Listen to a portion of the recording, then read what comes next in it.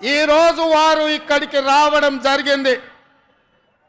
మిత్రులారా, ఉత్తర తెలంగాణ నుంచి గోదావరి నది, దక్షిణ తెలంగాణ నుంచి కృష్ణా నది పోటెత్తి తుక్కుగూడలో సునామీని సృష్టిస్తే ఎట్లా ఉంటుందో, వందలు వేలు లక్షలలో కాంగ్రెస్ పార్టీ కార్యకర్తలు రాజీవ్ గాంధీ ప్రాంగణం తుక్కుగూడలో కదము తొక్కితే ఆనాడు బీఆర్ఎస్ ను తుక్కుగా ఎట్లా తొక్కిండ్రో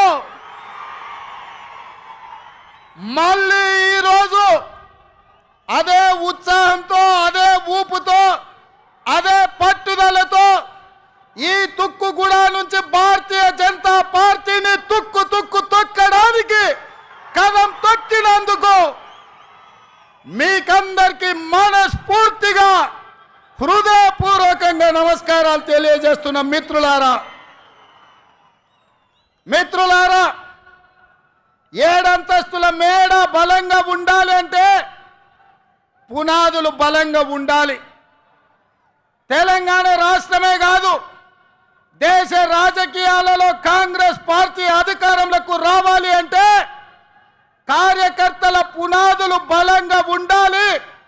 తండాలలో, గూడాలలో, మారుమూల పల్లెల్లో, పట్టణాలలో మీలాంటి లక్షలాది మంది కార్యకర్తలు కాంగ్రెస్ పార్టీ సైనికులై 100 అంతస్తుల మేడలను నిర్మించాలన్నా మీరు సైనికులుగా నిలబడి కొట్లాడినప్పుడే పార్టీ నిలబడుతుంది.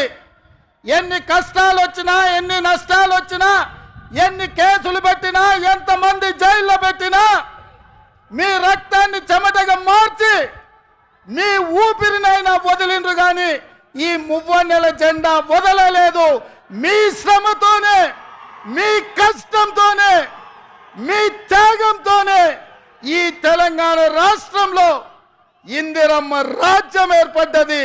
ఇందిరమ్మ రాజ్యంలో సోనియమ్మ ఇచ్చిన సంక్షేమాలు 6 గ్యారంటీలను ఇవాళ మనం అమలు చేస్తున్నాం. సోదరులారా, ఇవాళ మిత్రులారా, ఈ తెలంగాణ స్ఫూర్తితో, ఈ వైబ్రెంట్